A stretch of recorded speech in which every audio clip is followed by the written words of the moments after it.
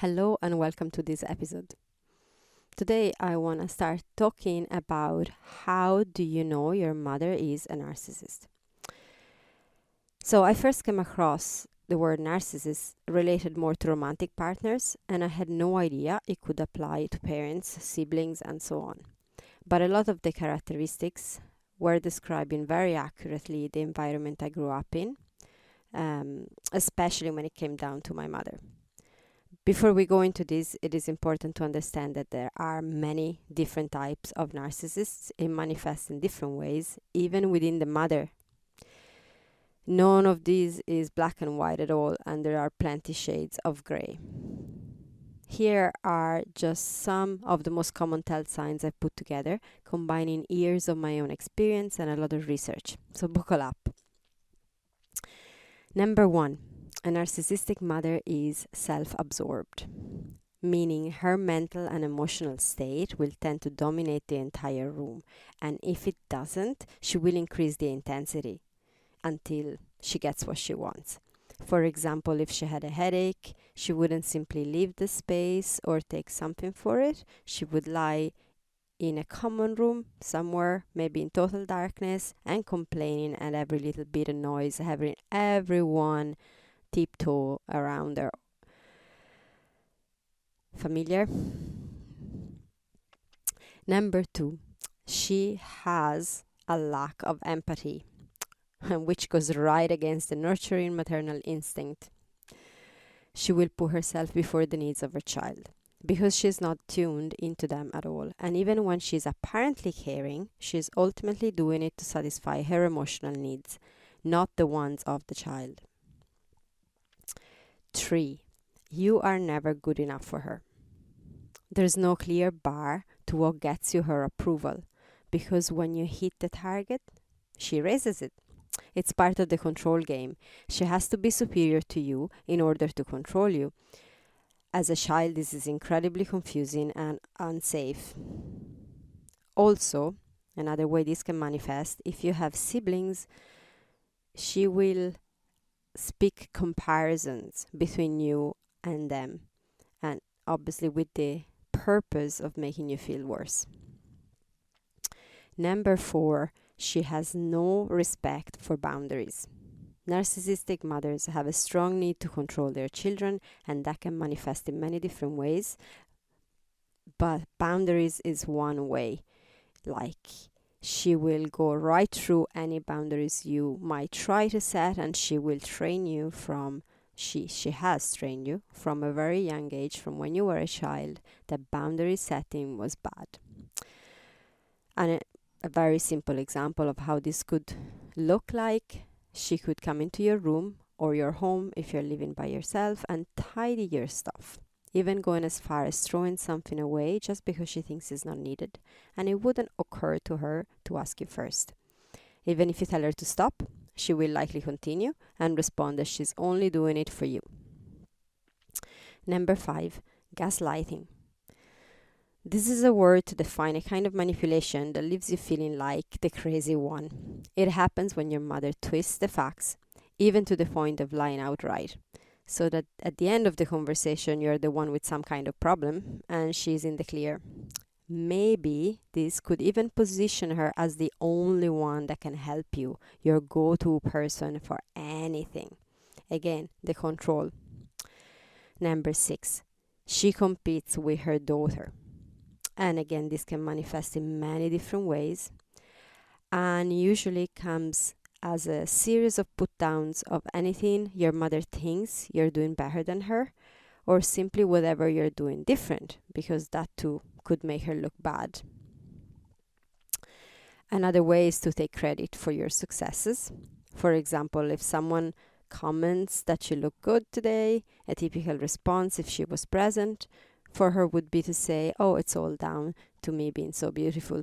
She couldn't be any other way. Number 7, public opinion matters the most. No matter how badly she treats you behind closed doors, she might be honest with in public if that makes her look good as a mother. Or this could go the other way, and she could ridicule you in front of others if that's what she thinks will make her look good in that moment. I have personally experienced both in extreme ways. Number 8, martyr syndrome. Has she ever told you that all she has done has been for you? Yeah, right. But that is the point she pushes nonetheless.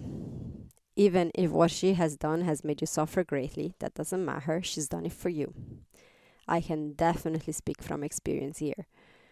This can go hand in hand with keeping track of all that she has done for you. She will remember every single little thing. Because to a narcissistic mother, having children is a big sacrifice, and she will remind you often of that fact. This gives her plenty of ammunition to guilt trip you and make you feel like you are in constant debt with her. Number 9, withholding affection, all the way to complete neglect. This has been one of my mother all-time favorite, threatening to leave and or giving me the silence treatment. Another game of control and superiority, making you feel so bad about yourself that you end up constantly chasing for affection.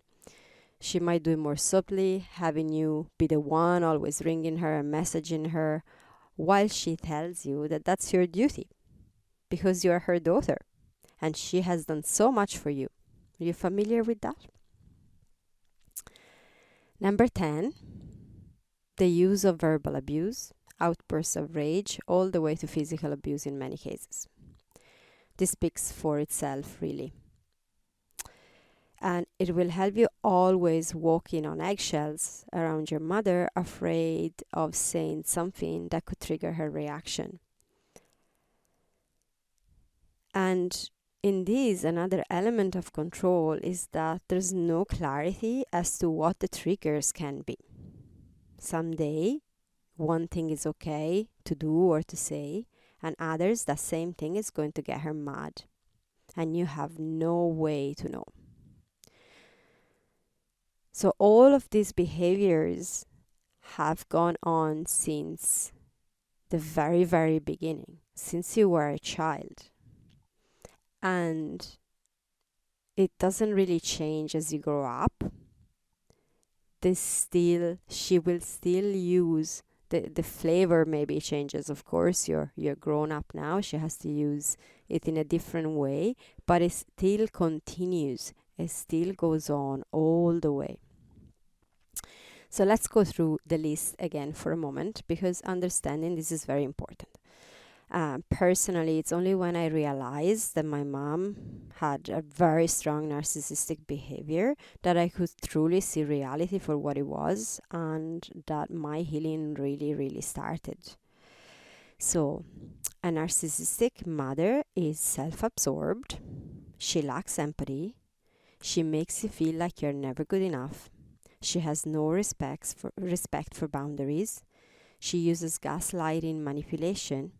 She is in competition with you. She is overly caring about public opinion. She feels like a martyr all the time.